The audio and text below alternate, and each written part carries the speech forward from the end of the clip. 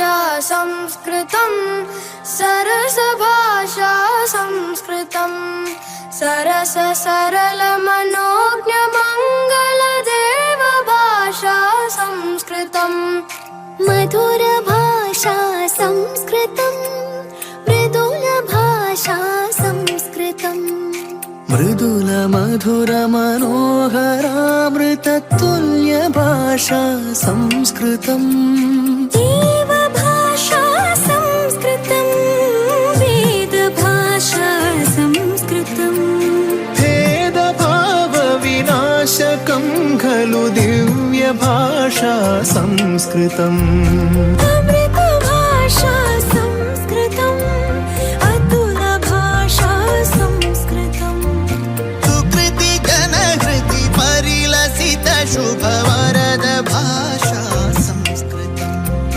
भुवन भाषा संस्कृतं भवन भाषा संस्कृतं भरत भुवि परिलसित काव्य मनोज्ञ भाषा संस्कृतम् शस्त्र भाषा संस्कृतं शास्त्र भाषा संस्कृतं शस्त्र शास्त्र प्रदर्श भारत राष्ट्र भाषा संस्कृतम्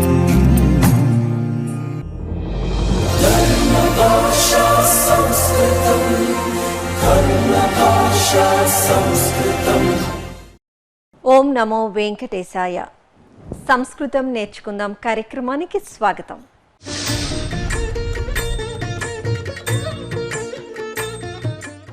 ఓం నమో వెంకటేశాయ.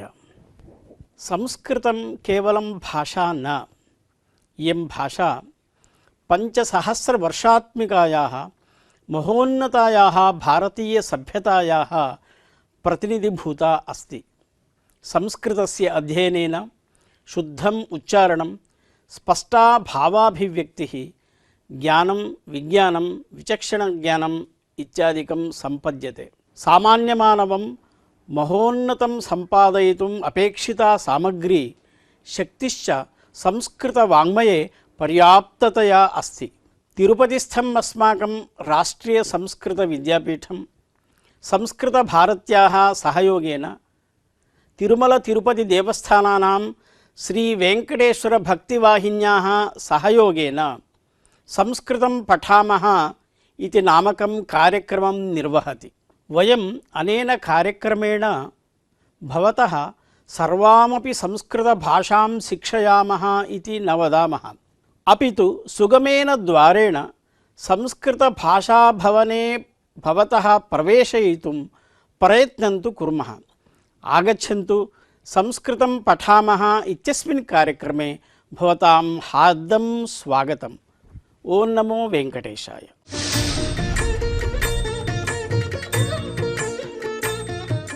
पठामि संस्कृतं नित्यं पठामि संस्कृतं नित्यं वदामि संस्कृतं सदा वदामि संस्कृतं सदा ध्यायामि संस्कृतं सम्यक् ध्यायामि संस्कृतं सम्यक् वन्दे संस्कृतमातरम् वन्दे संस्कृतमातरम् संस्कृतस्य प्रसाराय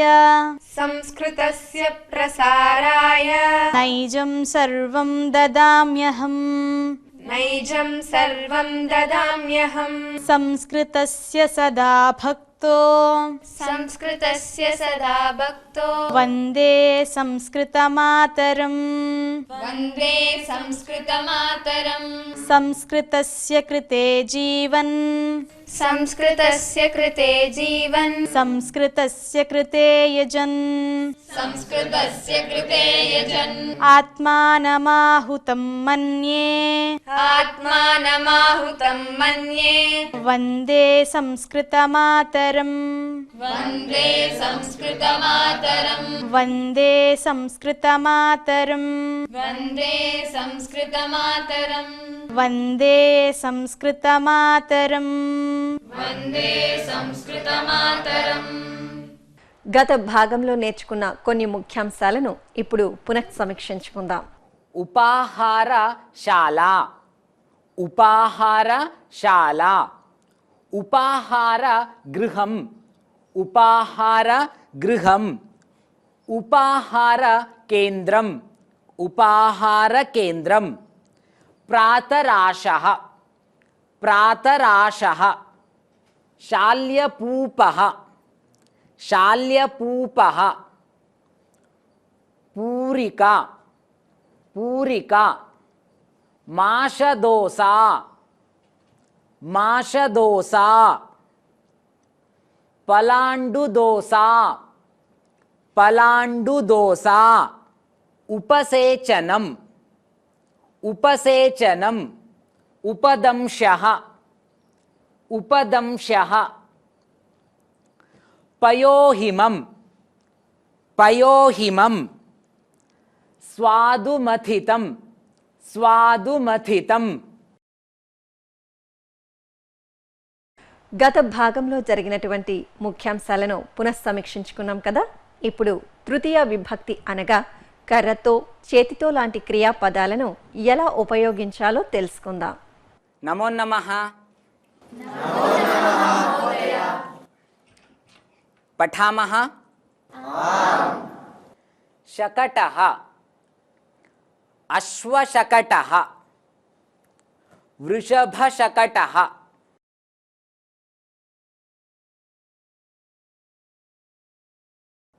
रुग्णवाहिका रुग्णवाहिका अग्निशामकयानम् अग्निशामकयानम्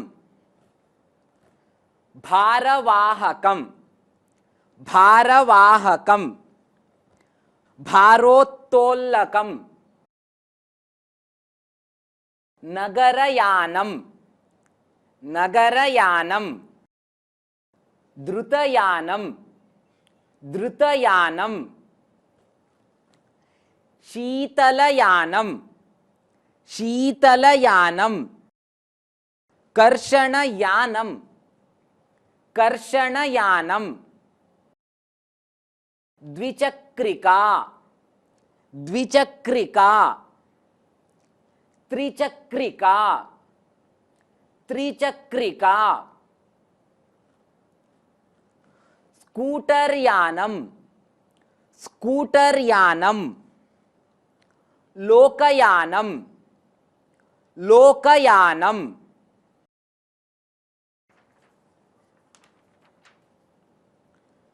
लोहमार्गः लोहमार्गः नौका नौका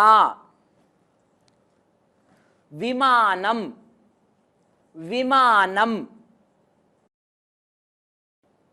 भंजनयंत्रम भंजनयंत्रम मार्गसमकरः मार्गसमकरः रक्षकवाहनम रक्षकवाहनम दंडः दंडः बालकः बालकः ताडयति बालकः दंडेन ताडयति बालकः दंडेन ताडयति चषकः बालकः पिबति बालकः जलं पिबति बालकः चषकेन जलं पिबति बालकः चषकेन जलं पिबति बालकः चषकेन जलं पिबति दन्तकूर्चः बालकः दन्तधावनं करोति बालकः दन्तधावनं करोति बालकः दन्तकूर्चेन दन्तधावनं करोति बालकः दन्तकूर्चेन दन्तधावनं करोति गणकं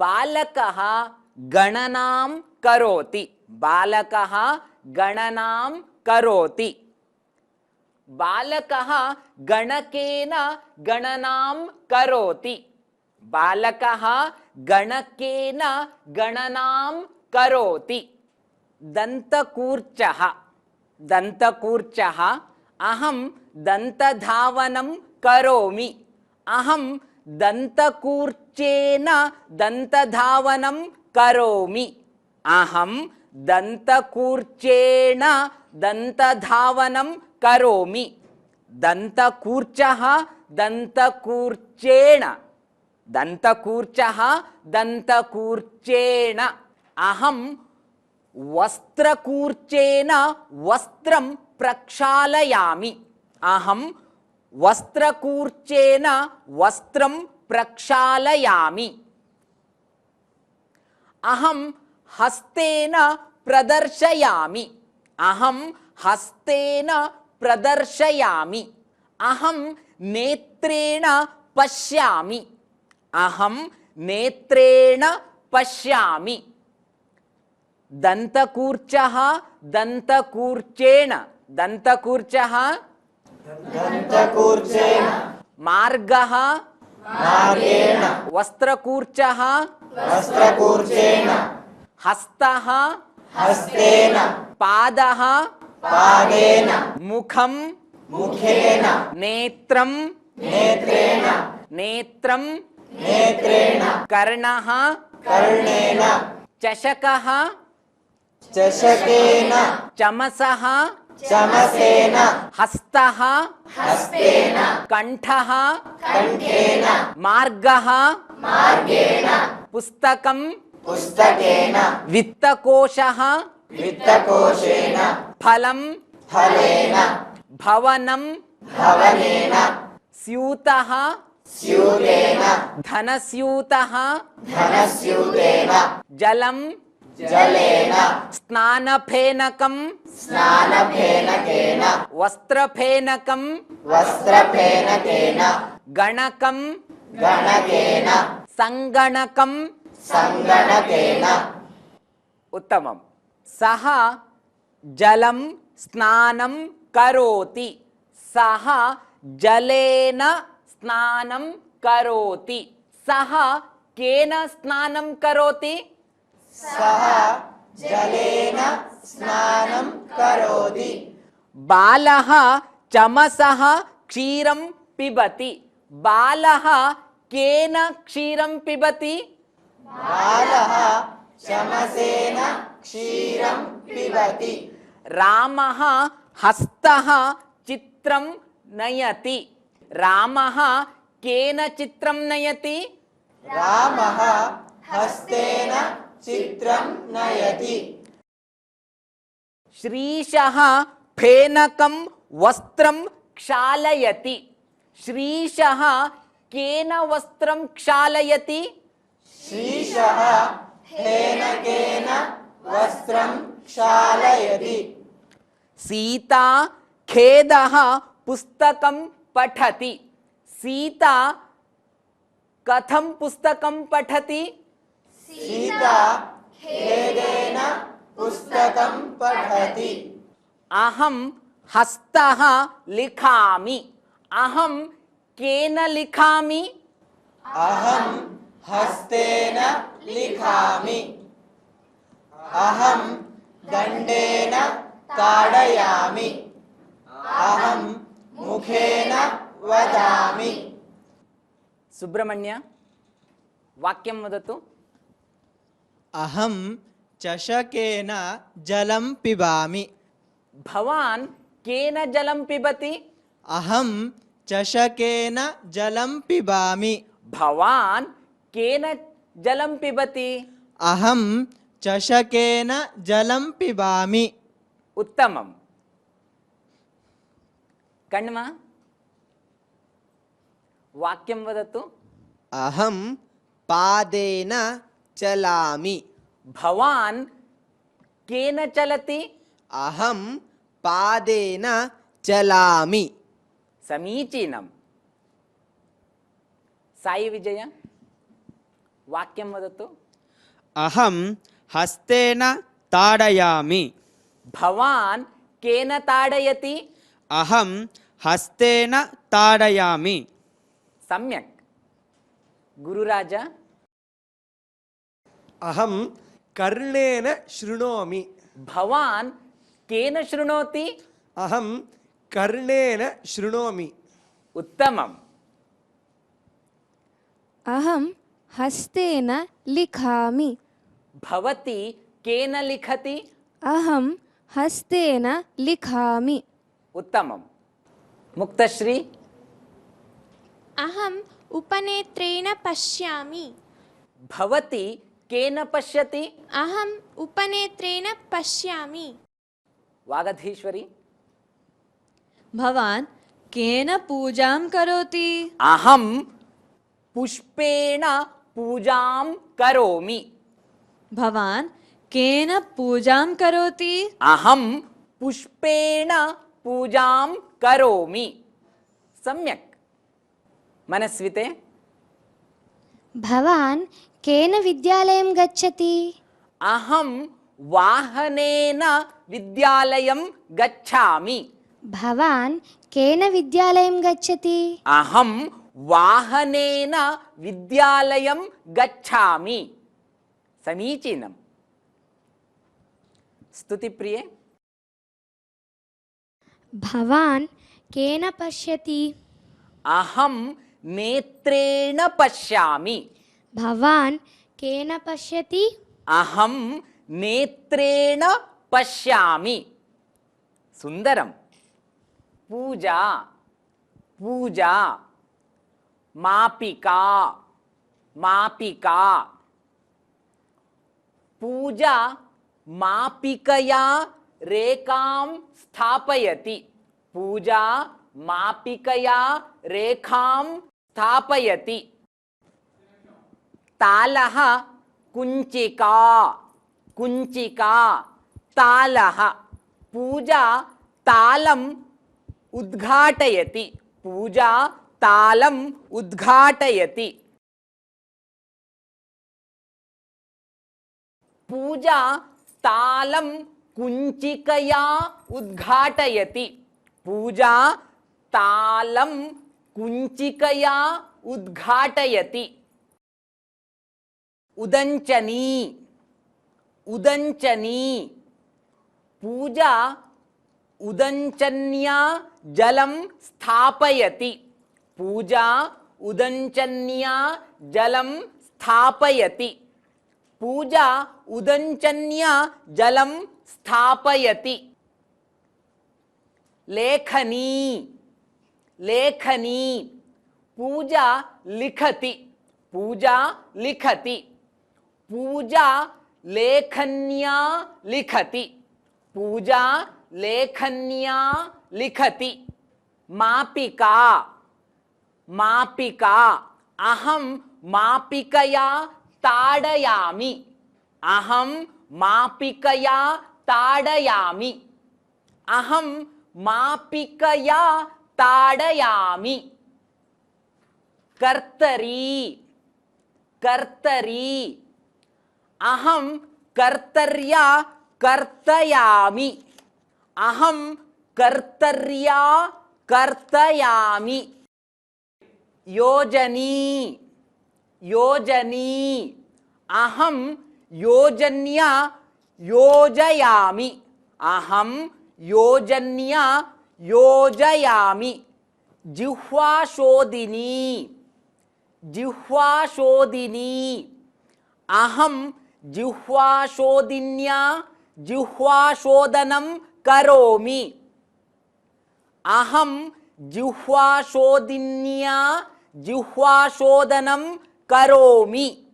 अहं जिह्वाशोदिन्या जिह्वाशोधनं करोमि। द्विचक्रिका, द्विचक्रिकया। द्विचक्रिका, द्विचक्रिकया।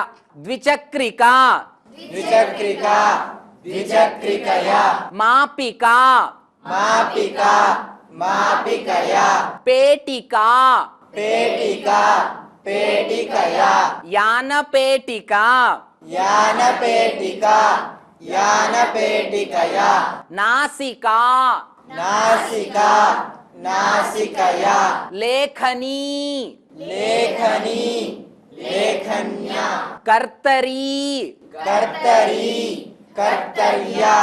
योजनी योजनी योजन्या वर्णलेखनी वर्णलेखनी वर्णलेखन्या चिह्नलेखनी चिह्नलेखनी चिह्नलेखन्या मार्जनी मार्जनी मार्जन्या सम्मार्जनी सम्मार्जनी सम्मार्जन्या दर्वी दर्वी दर्व्या समदर्वी समदर्वी समदर्व्या पुनः पूरणी पुनः पूरणी पुनः पूरण्या मापिका मापिका मापिकया पेटिका पेटिका पेटिकया नासिका नासिका नासिकया यानपेटिका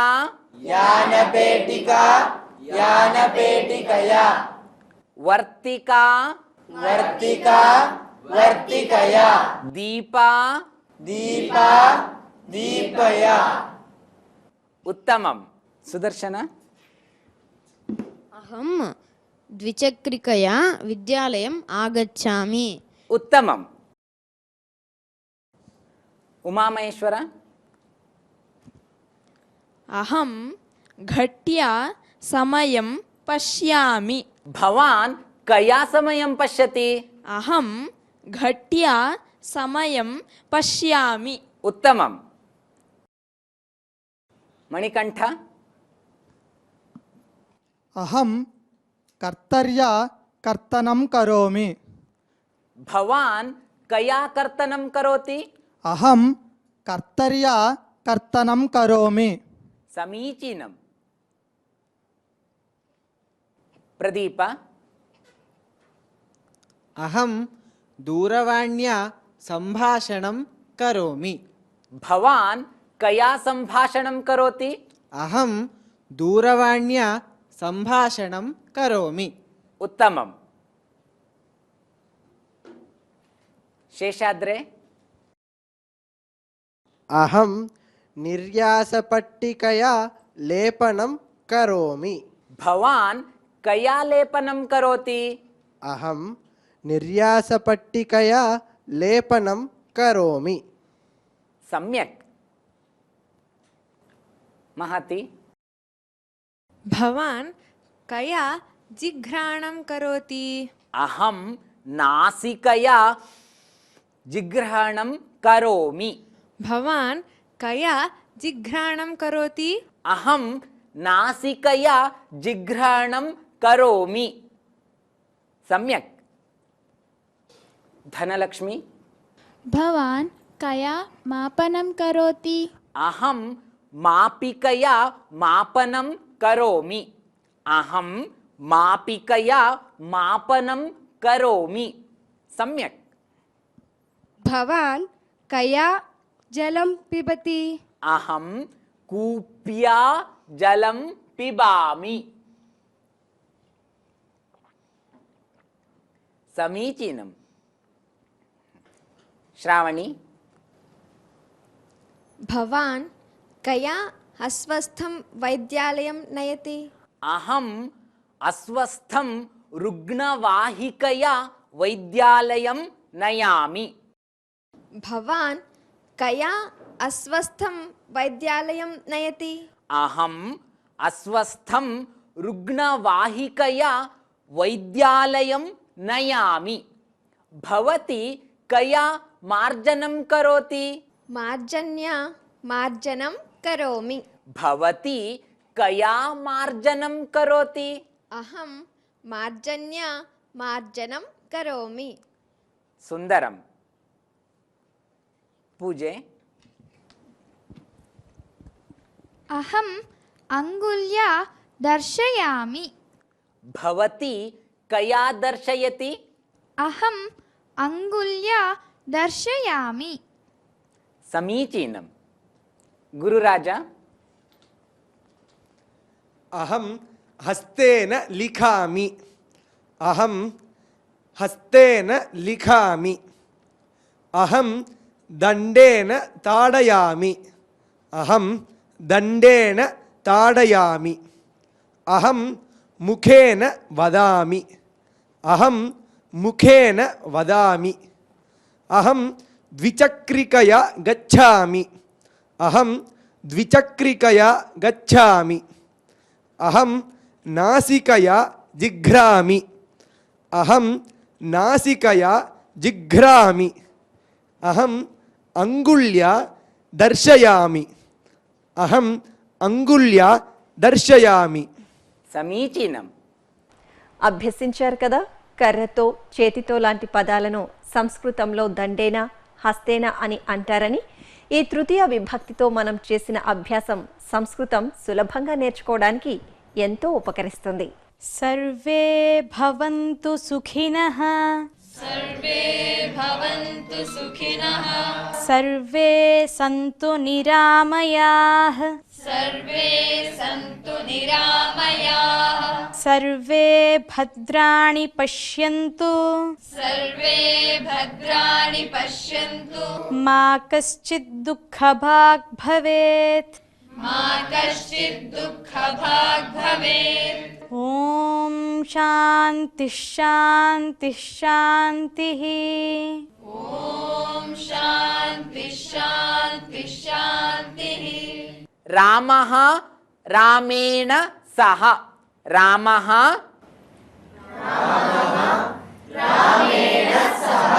अर्जुनः अर्जुनेन सह जनकः जनकेन सह सुदर्शनः सुदर्शनेन सह योगीशः योगीशेन सह